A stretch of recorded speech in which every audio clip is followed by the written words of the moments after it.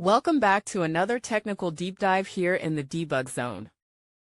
Today we're tackling a big question and breaking it down with insights from other users. Hopefully this clears up some misconceptions and helps you get the answer you need. So buckle up, stay a little curious, and let's jump right in.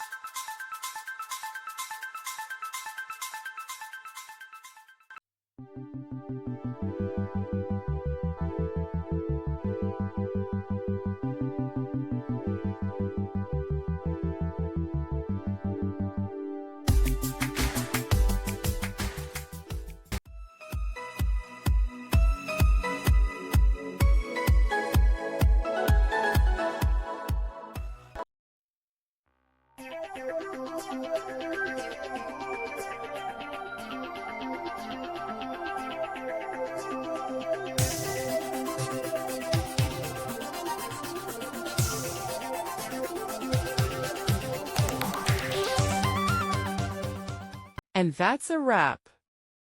I hope you found the answer you were looking for. If you did, take a second to hit that subscribe button. It really helps out.